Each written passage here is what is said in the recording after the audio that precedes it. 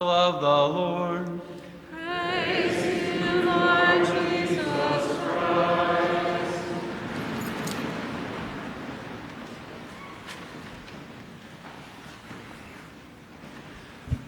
Good morning.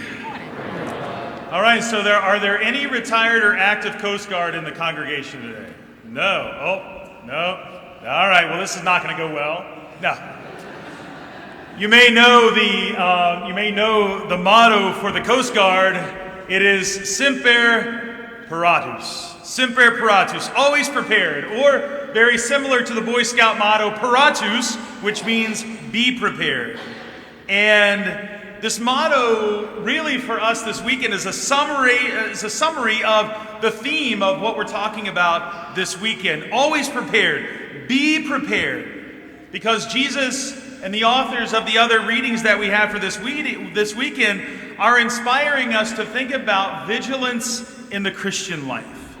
The reading from the Book of Wisdom stresses the vigilance of the Israelites on the night of the Passover.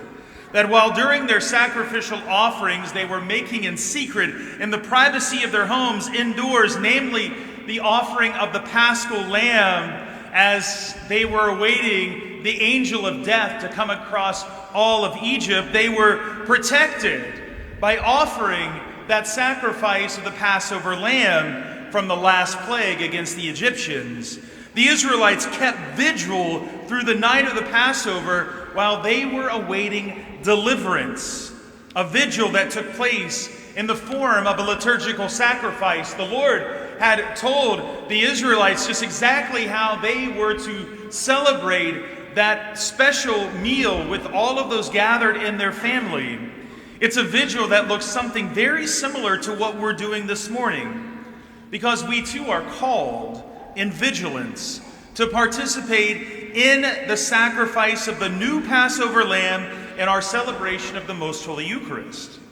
Our regular participation in the holy sacrifice of the Mass reminds us that we are called to be vigilant, to stay awake, alert, and conscious of anything that would prevent us from becoming saints, while also allowing us to contemplate the good things that God has given us, and also helping us prepare for when Jesus will come again in all his glory.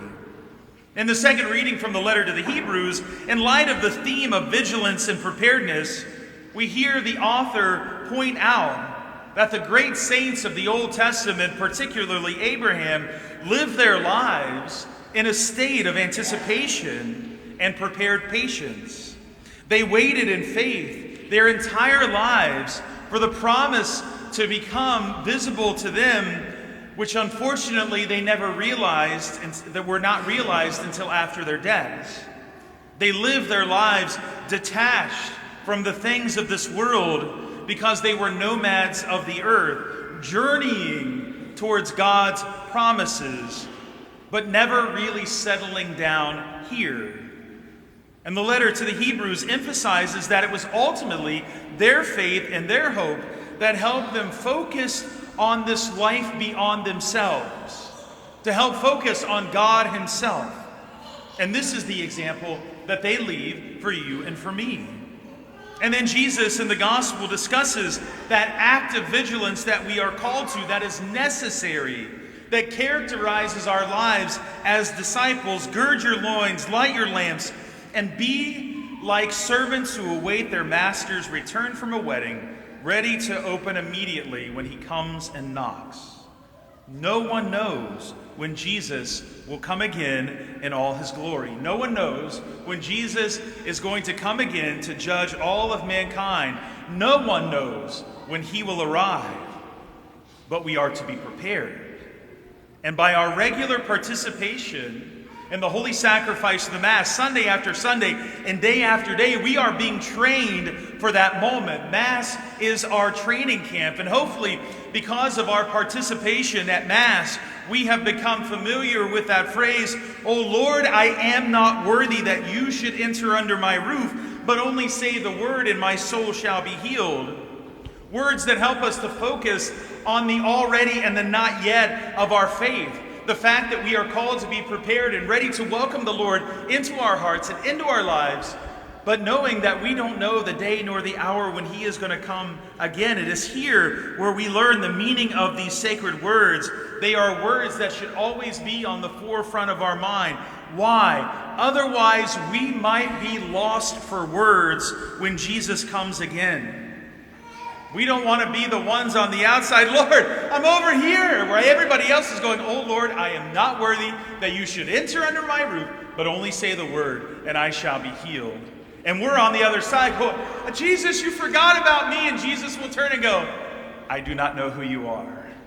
We don't want to be those people. We want to be prepared. We want to be ready to be able to receive the Lord under our roofs into our lives, saying, Lord, I know that I'm not worthy, but only say the word and I shall be healed. This is what it takes Sunday after Sunday for us to be prepared and ready and vigilant to welcome the Lord into our lives. We are training by receiving our Lord now in the Holy Eucharist. And so this is an opportunity for us to make an examination of our conscience concerning our own fulfillment of that responsibility to be prepared and vigilant. It's our responsibility. I'm not just going to be zapped. I'm not just going to be zapped. It's my responsibility to get myself ready in the here and now. It's like going to confession. We go to confession. We're not just zapped. Yes, the Lord takes all of my sins away. But if I want to make that promise that I'm making in the act of contrition, that I'm going to do my best so that I'm ready when temptation comes again, that I'm going to be able to turn away from it, I have to get myself ready for that moment. I have to be ready. I have to be vigilant. I have to be prepared. It's why the military continues to practice and exercise so they're ready for the enemy. We too need to practice and be ready for that moment so that we're not overtaken by the enemy in our own lives. And so am I putting my knowledge of the faith to good use by sharing it? Am I getting myself prepared and others prepared? Am I generous with the use of my own talents in the parish? Will I be able to look Jesus in the face and say on the last day with a clear conscience, I did everything to the best of my ability. I did it to the best of my ability.